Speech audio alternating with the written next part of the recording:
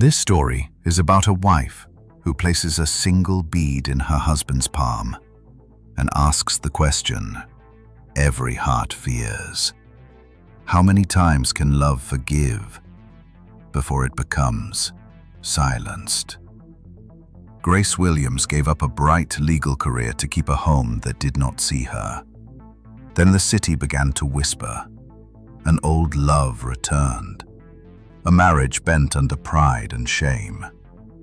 And the woman everyone ignored stood up and walked back into court. Stay with this story. You will feel the pain, the pressure of family honor, and the price of respect. When the last bead falls, a life will change. The bedroom was quiet when Grace Williams placed a small brown bead in her husband's hand. Her fingers shook, but her voice stayed calm. "Adrian," she said softly, looking into his eyes, "another bead has left the string." "You hurt me again tonight." Adrian Ike looked at the bead in his palm. To him, it was just a cheap piece of wood, but to Grace, each bead held a memory of pain. He rolled it between his fingers as if it meant nothing. "Grace, why do you always make things so dramatic?" "It was nothing. Esther is just an old friend. I was helping her." Grace's lips shook, but she didn't cry. Not yet. She remembered what had happened at dinner earlier that evening. The whole family had been there, watching everything. Esther Nenna, the beautiful pianist who had just returned from abroad, had burned her finger on hot soup. Adrian had jumped up immediately, taking her hand in his, speaking to her so gently. Meanwhile, Grace had sat there with her throat swelling from an allergic reaction to the seafood. She had waited for Adrian to notice. He never did. She had left the table quietly, holding on to her dignity, with only the beads in her pocket, knowing her pain. Now, in their bedroom, Grace looked at the man she had once trusted completely. He was successful, a famous defense lawyer, respected all over the city. His name meant something in the business district. 3 years ago, she had given up her own law career to be his wife. She cooked his meals, organized his clothes, and stood beside him at community events. For 3 years, she had stayed quiet, telling herself that love was worth the sacrifice. But tonight, something inside her broke. "You didn't even look at me," she said, her voice cracking. "Do you know how it feels to sit next to you and be invisible? Do you know how it feels to struggle alone while you take care of another woman?" Adrian turned away and started loosening his tie. "Grace, stop this. You're my wife. Why do you always compare yourself to others?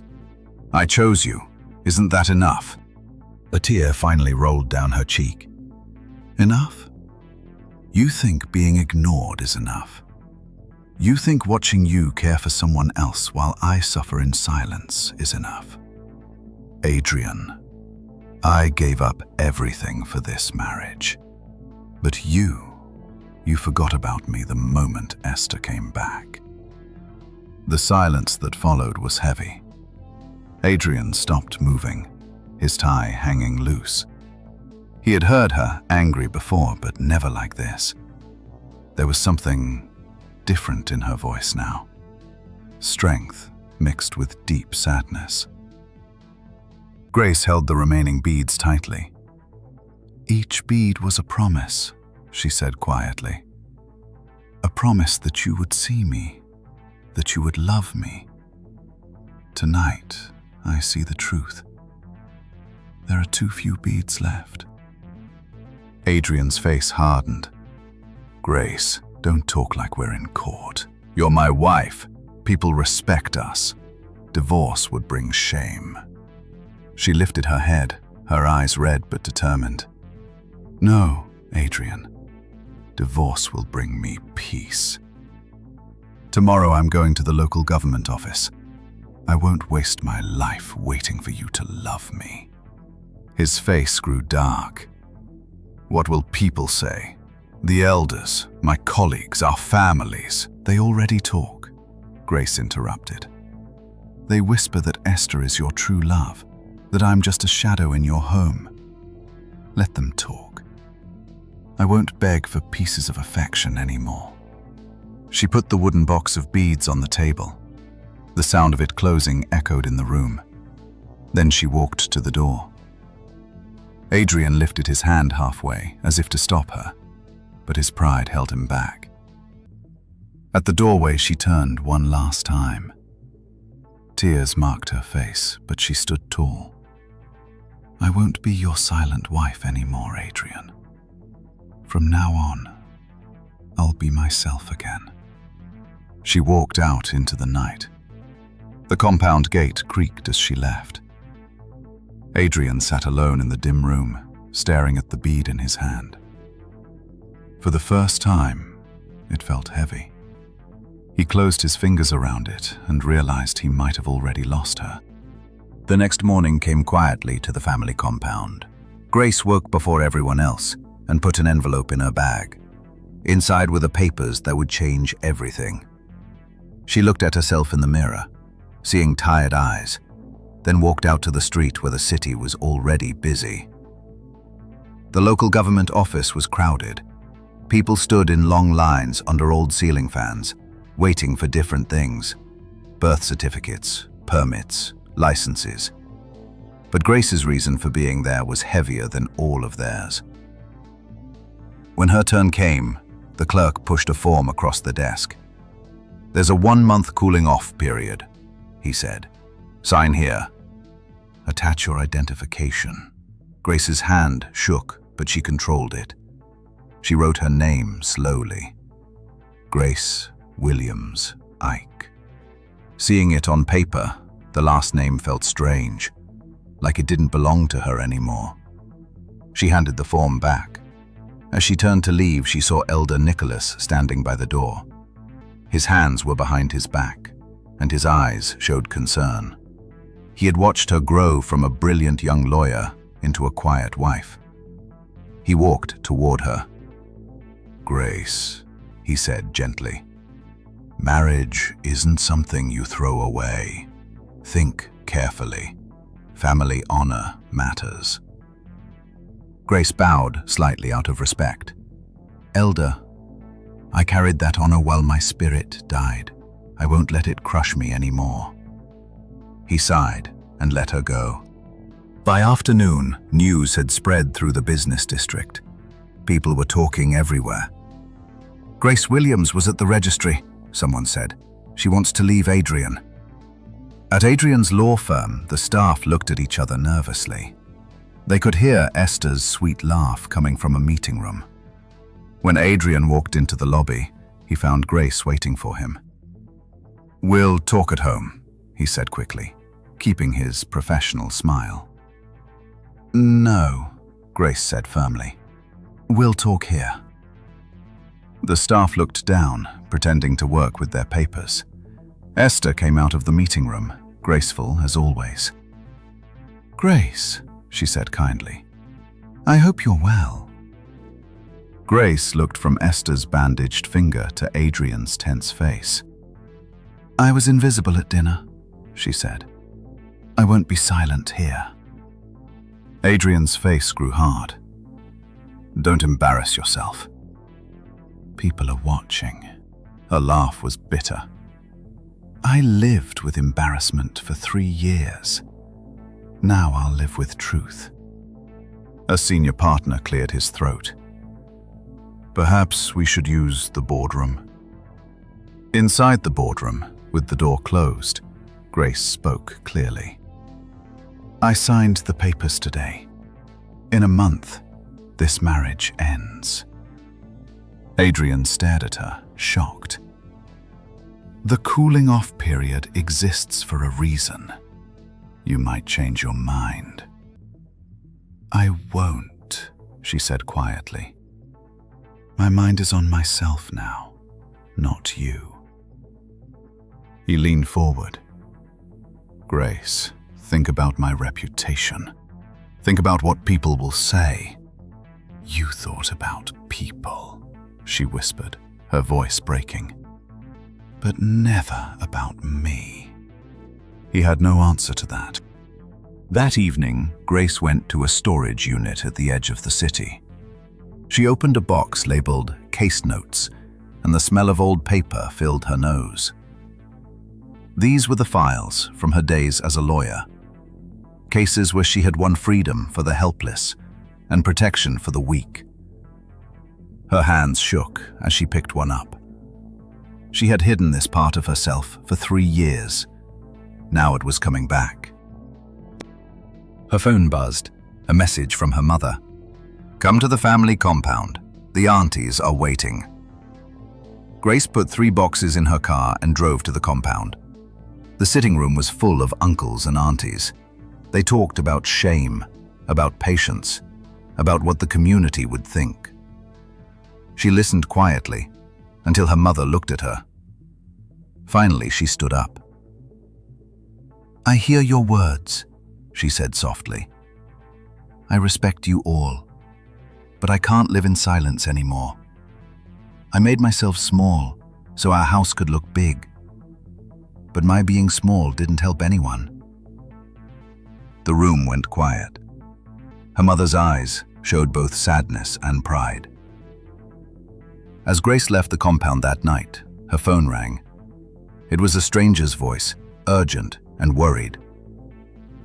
"Madam Williams, my sister needs help. Her company is destroying her business. They say she'll lose everything by Friday. They told me you don't practice law anymore, but they also said you were once the lawyer everyone feared." Grace looked at the city lights. "I'll need you tomorrow," she said. Another message came, this time from Adrian. "Don't do it." Grace looked up at the sky. For the first time in years, she felt steady. She knew her answer. The next morning, Grace met Hannah Obioma in a corner of the community hall. Hannah's eyes were puffy from crying, and she kept twisting a handkerchief in her hands. "My sister Alice owns a logistics company," Hannah explained. "They forced her to sign a bad contract. Now her trucks are stuck. Her workers haven't been paid. They told her if she fights back, she'll lose everything by Friday. Please, Madam Williams, you were the lawyer they all feared." Grace looked through the documents on the table. Every line looked like a trap. "They rushed her into this to break her," she said firmly. "But the law isn't theirs. We'll fight." By noon, Grace had rented a small office near the courthouse. Her old boxes from storage lined the walls. Standing in the doorway, smelling paper and ink, she felt stronger. Her phone buzzed. "Adrian, don't do it. You'll bring trouble to both of us." Grace typed back slowly. "The trouble is already here." She put on her navy jacket and went to court. The courtroom was cool, with men in dark suits filling the benches.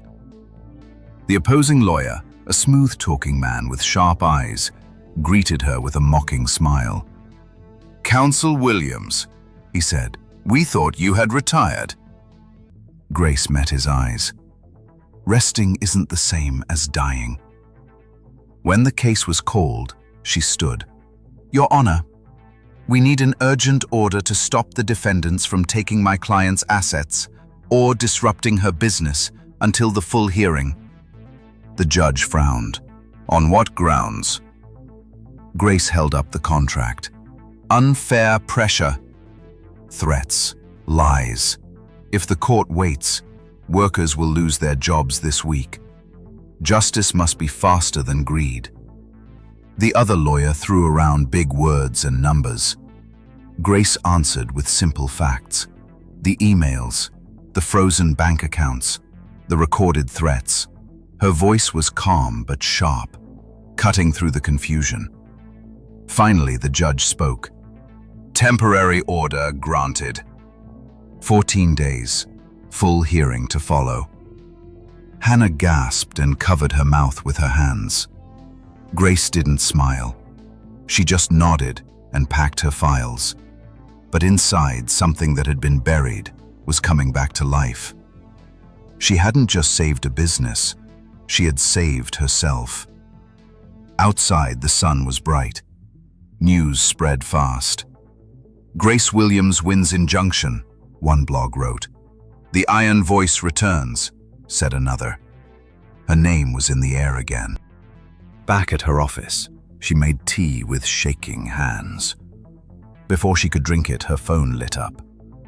Esther's name appeared. Grace ignored it, but a message followed. "You should see this." She clicked the link. A gossip page opened. "Why did Grace leave her marriage? Sources say jealousy." Below was a video of Esther at a charity dinner with Adrian beside her, smiling like they were together. Another clip showed him guiding Esther through a hotel hallway. The caption read, "Caught again." The comments were cruel. Some called Grace bitter. Others called her a jealous wife. Her throat burned. Another email came from the opposing lawyers. They were trying to cancel the injunction, saying she had personal problems and conflicts of interest. They wanted to make the case about her, not the law. She stood up quickly, walking back and forth in the small office. She pressed her hands on the desk, fighting back tears. The beads were gone. She only had her work, her voice. She wouldn't let them pull her back into silence. The phone rang. It was Adrian. She answered. "Grace." His voice was low and urgent. "I saw the posts. They're twisting everything. Tomorrow morning I'll hold a press conference. I'll admit what I did wrong. I'll clear your name. Please. Let me do this right." She was quiet for a long time. "Do it for the truth," she finally said. "Not for me." That night, the city couldn't sleep. Blogs were full of her name. A radio host asked if a woman could be both a wife and a warrior. Strangers argued about shame, pride, and love. Near midnight, one last message came. "Emergency hearing tomorrow at noon. We'll try to cancel your order. See you in court." Grace stared at the screen. Adrian's press conference was at 10. Her court battle was at noon. 2 battles on the same day. She turned off the lights and stood in her office doorway, holding the frame tightly. Her whisper was steady. "Let tomorrow come." The city woke up nervous. Radios buzzed with rumors, and phones lit up with news. By 9 o'clock, reporters packed the business district, waiting for Adrian's press conference. Grace watched from her small office. Her files for the noon hearing were spread out, her notes written clearly. She could hear her heart beating steadily but heavily. Her phone vibrated. Hannah's voice was urgent. "Madam Williams, they're all ready at court filing new papers. Are you ready?" Grace closed her eyes briefly. "Yes, but first, the city needs to hear Adrian." At exactly 10 o'clock, Adrian stood in front of many microphones. His suit was neat, but his face looked tired. Cameras flashed. The crowd grew quiet. He took a deep breath. 3 years ago, I failed my wife, Grace Williams. I ignored her. I let old feelings confuse me. But she was never jealous, never unstable. She's a brilliant lawyer, and every rumor saying she's bitter is a lie. The blame is mine, not hers. People gasped. Reporters wrote quickly. He held up a small wooden box. Inside was the string, with only a few beads left. "These beads were her way of forgiving me," Adrian said, his voice shaking. "I lost them one by one. Now the box is almost empty." If you want to write about failure, write about me, not her. In her office, Grace felt her throat tighten. For once, he had told the truth in public. But it was too late. The city might feel sorry for him, but her heart was still hurt. She turned back to her files. By noon, the courtroom was full. The opposing lawyers moved confidently, showing gossip headlines and whispering loudly so everyone could hear. Conflict of interest, they said. Personal problems. This woman can't argue clearly. When Grace's turn came, she stood tall. She spoke slowly and clearly. Your Honor, the law doesn't care about rumors. This case isn't about my marriage. It's about a company trying to destroy a local business with unfair contracts. The question isn't who I am. The question is what they did. The judge listened, ignoring the noise outside. She looked through the contracts and bank statements. Continue, Counsel Williams.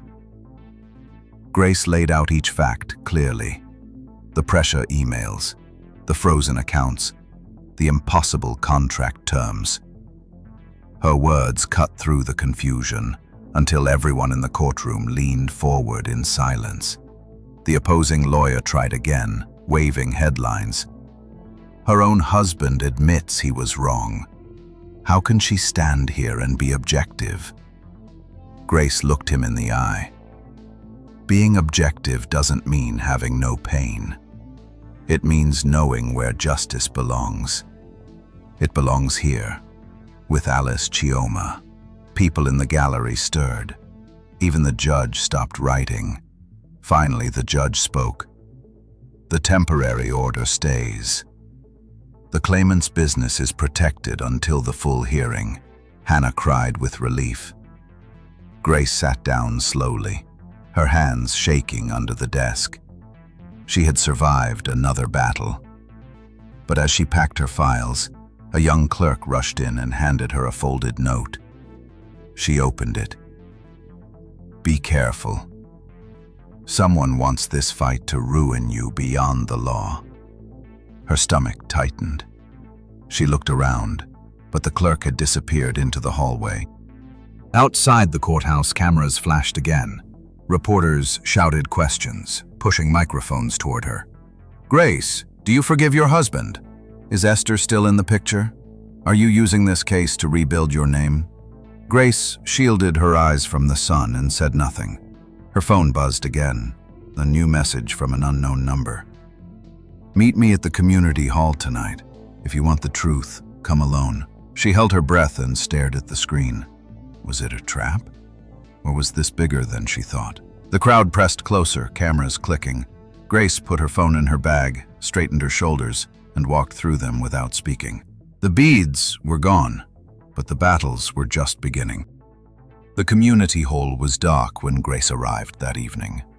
The ceiling fans turned slowly, moving hot air that smelled like old wood. She had come alone, just as the message said. Her footsteps echoed across the empty floor. Someone stood up from the shadows. It was Esther. Grace stopped, her heart racing. You? Esther smiled slightly, though her eyes were cold. Were you expecting someone else? Grace gripped her bag tighter. Why did you call me here?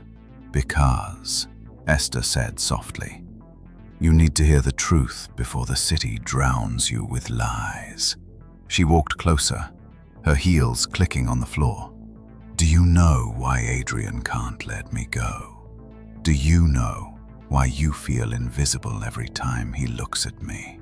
Grace's chest hurt, but she kept her face calm.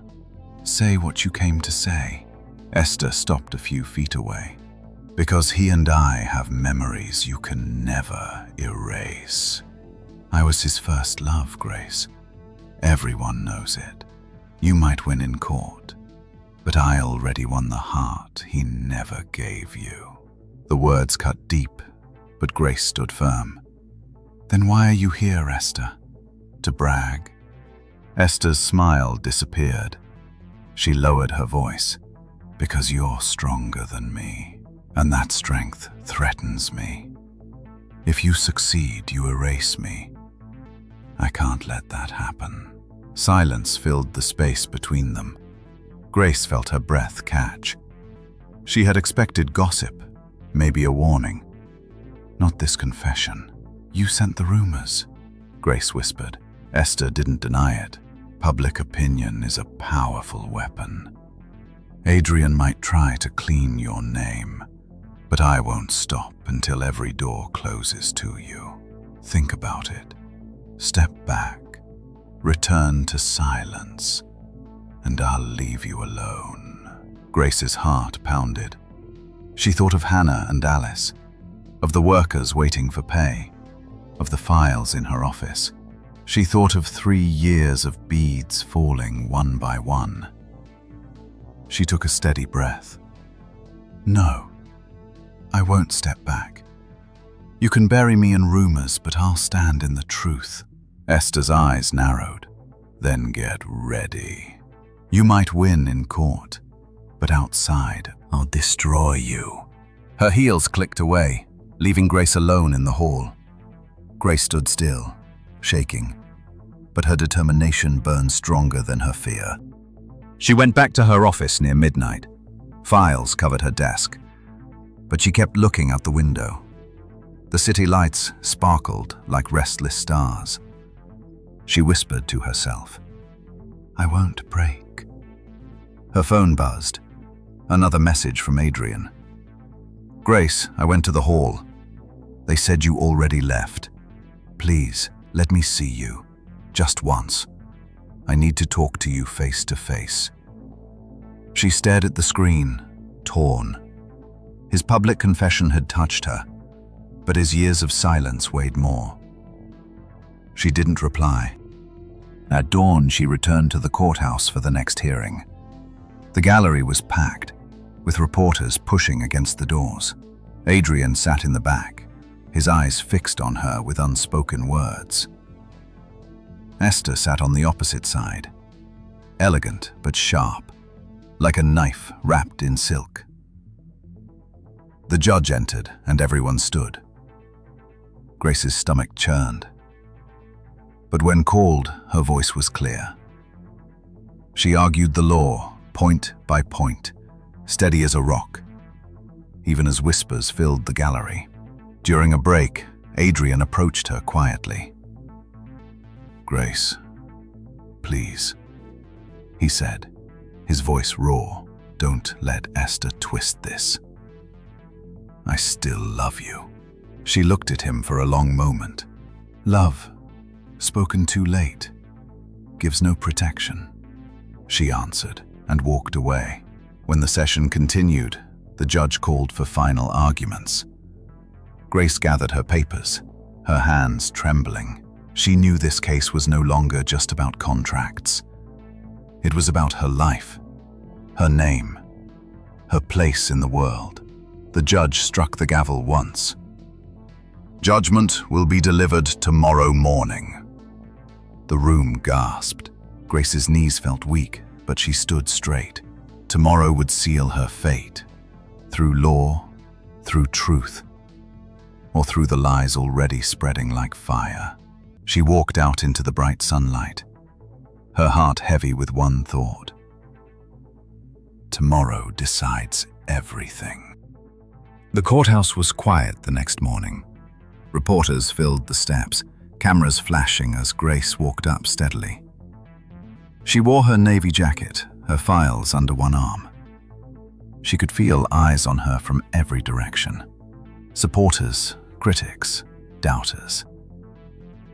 The whispers about her marriage and the poison of gossip hung in the air, but she kept walking. Inside, the gallery was packed. Hannah and Alice sat in the front row, their hands folded in prayer. Esther entered gracefully, her chin high as if she had already won. Adrian sat farther back, his face pale, holding a wooden box. When the judge entered, everyone stood, then sat again in tense silence. The judge read through the file quickly, then looked up. "This case is about more than contracts," the judge began. "It's about fairness in a world where the strong often crush the weak. Counsel Williams has shown evidence of force and abuse of power. The defendants say she's compromised by personal problems. But this court isn't a gossip circle. We decide based on facts." Grace's chest tightened. The judge's voice grew firm. "This court rules for the claimant. The order stands, and the defendants cannot interfere anymore. Damages will be decided at the next hearing." The words hit like thunder. Hannah sobbed into her hands. Alice collapsed with relief. Reporters rushed to write. Cameras clicked wildly. Grace closed her eyes, letting the decision wash over her like cool rain. She turned and met Esther's sharp look. The pianist's smile was broken. Her mask cracked. She grabbed her bag and left quickly, leaving whispers behind. Adrian stayed seated, still holding the wooden box. When Grace passed him, he stood. "Grace," he whispered, his voice shaking. "I have one bead left. One chance. Please, let me put it back in your hand." She looked at him for a long time. Her heart felt the pull of 3 years. Meals cooked, rooms shared in silence, beads dropped one by one. She thought of the night she walked away, of the office she reopened, of the workers she had saved. Finally, she shook her head gently. "Adrian, the beads are finished. My forgiveness is finished, too." His eyes filled with tears. He opened the box, and yes, only one bead rolled inside. It rattled softly, a sound too small for its weight. He sank back onto the bench as if all the air had left him. Grace walked past him into the sunlight. Reporters surrounded her immediately. "Madam Williams, do you have a statement? Do you forgive your husband? Do you still love him?" She raised her hand, quieting the crowd. Her voice was steady. "This victory isn't about me. It's about justice. Let it remind every woman who hides her strength, and every man who takes it for granted. Respect is the foundation of love. Without it, everything falls apart." The courtyard erupted with applause and questions. Grace walked through the crowd, her steps measured, her head high. Hannah caught up and hugged her tightly. "You saved us," she whispered.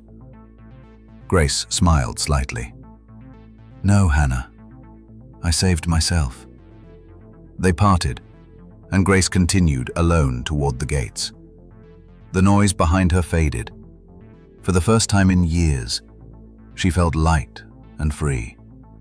But as she reached the street, her phone buzzed. A new message from an unknown number appeared. "This isn't over. You won today, but the city will learn more than you're ready to reveal." Her steps slowed. She stared at the screen, the words burning into her mind. The war might not be finished. Grace put the phone in her bag, lifted her chin, and walked on. Whatever storms waited ahead, she would face them with the strength she had found again. Above her, the sky was wide and bright, as if a door had finally opened. Justice was not loud today. It was steady. A woman remembered her name, and the city learned that respect is the foundation of love. Grace did not win only for a client. She won for every person who made themselves small, so another could stand tall. The beads are finished, and so is the old life. If this story moved you, share it with someone who needs courage tonight. Tell me in the comments what you would keep, what you would leave, and what price you would pay for respect. The gate is open now. Walk through.